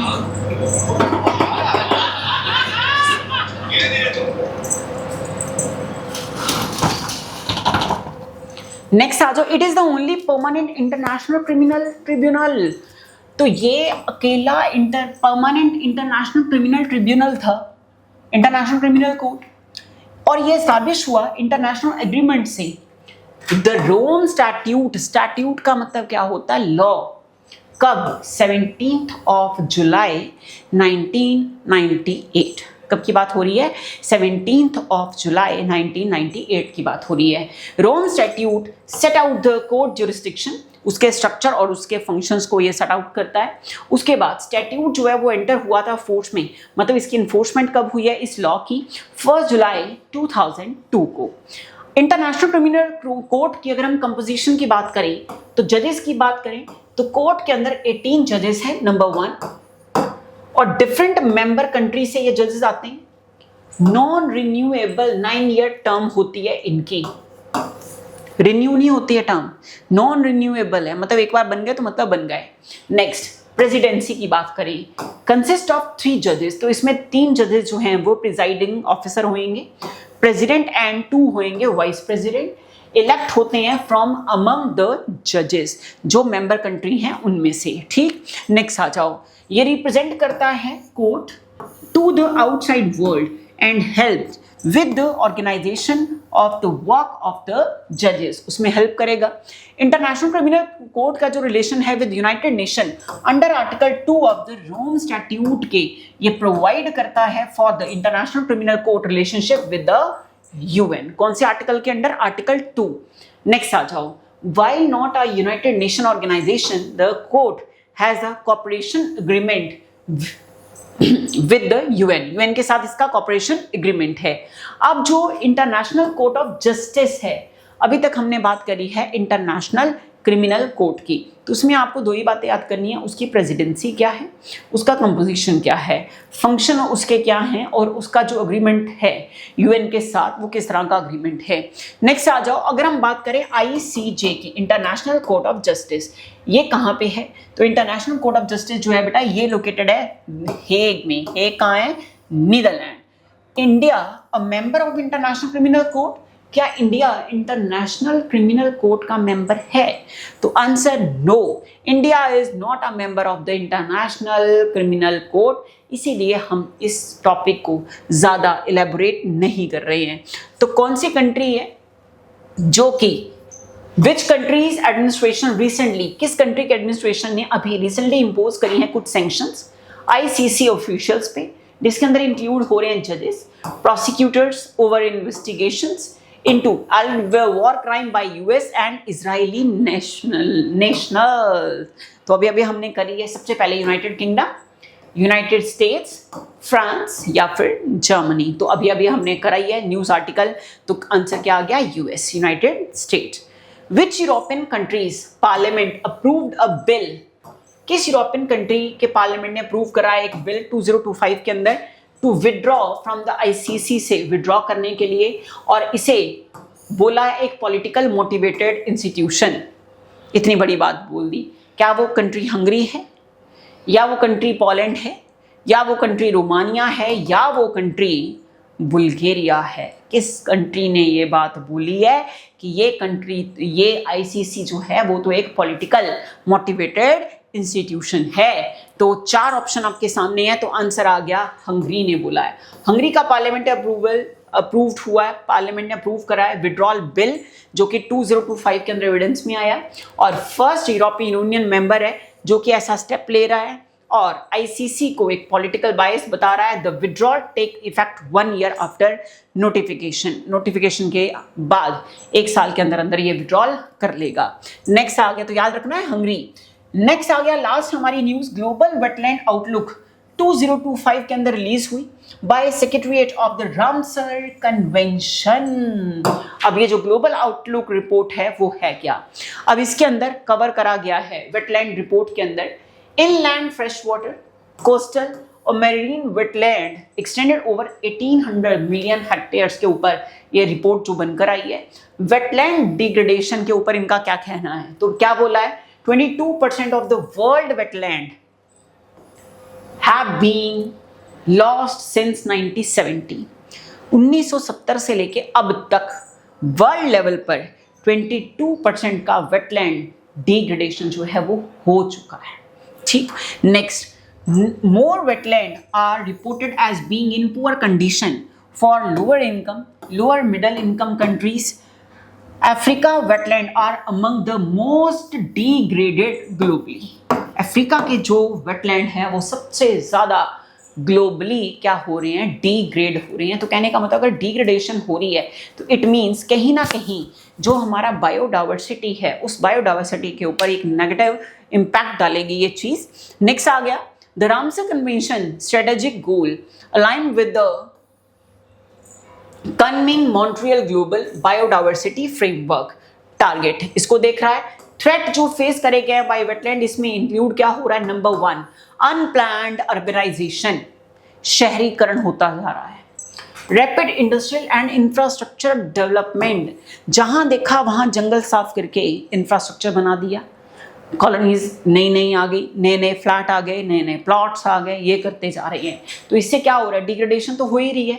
सेशल ने इशू करा है वर्ल्ड का first sovereign blue bond. Most important, blue bond है तो मतलब आपको पता ही है किससे रिलेटेड होएगा। रामसर कन्वेंशन जो कि 1971 के अंदर आई थी, इंटर गवर्नमेंटल ट्रीटी जो कि प्रोवाइड करती है एक ऐसा फ्रेमवर्क जो कि कंजर्व करने की बात करता है, वाइज यूज करने की बात करता है, किसकी? वेटलैंड की, और ना कि उसके रिसोर्सेज की। इंडिया ने रामसर कन्वेंशन को रेटिफाई करा कब? 1982 के अंदर इस ट्रीटी को। तो कौन प्रोड्यूस करता है? ग्लोबल वेटलैंड आउटलुक 2025 रिपोर्ट जो आई है उसे किसने प्रोड्यूस करा है, या इससे पहले कौन प्रोड्यूस करता रहा? क्या यूनाइटेड नेशन एनवायरमेंटल प्रोग्राम इसके पीछे है, यूएनईपी इसके पीछे है, या सट्रप इसके पीछे है, या international union for conservation of nature मतलब IUCN इसके पीछे है, या फिर वर्ल्ड वाइल्ड लाइफ फंड इसके पीछे है? तो नाम से क्लियर हो रहा है जो एडिशन आता है बेटा इसका वेटलैंड आउटलुक का, वो प्रोड्यूस करता है साइंटिफिक और टेक्निकल रिव्यू पैनल सेट्रेप के अंदर आता है कन्वेंशन ऑन वेटलैंड के ऊपर। तो हमेशा यही इशू करते हैं। तो कितने हेक्टेयर वेटलैंड है जो कि लॉस्ट हो चुका है ग्लोबली 1970 से लेकर? 200 million hectare, 300 million hectare, 411 million hectare, या फिर 500 मिलियन हेक्टेयर। अभी हमने बात करी है न्यूज़ के अंदर क्या है, 411 मिलियन हेक्टेयर वेटलैंड जो हैं वो लॉस्ट हो चुके हैं सिंस 1970। कितना परसेंटेज ग्लोबल वेटलैंड का डिक्लाइन हो चुका है? Extent does that represent? क्या 15%, 22%, 30% या फिर 40%? जिस टाइम पे मैं आपको न्यूज़ आर्टिकल पढ़ा रही थी उसी टाइम मैंने आपको बताया कि भाई ये इतना परसेंट है। तो आंसर क्या हो गया? आंसर हो गया बेटा हमारा इसका this loss correspond to about 22% decline हो चुका है ग्लोबल वेटलैंड एरिया का। What is the average annual rate of global wetland loss? Annual average rate क्या है जो ग्लोबली वेटलैंड डिग्रेड हो रहे हैं? क्या वो 0.10% पर ईयर है या फिर कुछ और है? तो ये आपका हमने न्यूज़ में भी कवर नहीं करा, इसलिए डायरेक्ट इसको लर्न करना है। ऑप्शन बी, एवरेज रेट जो वेटलैंड लॉस का अप्रॉक्सीमेटली वो कितना है? 0.52% पर एनम है।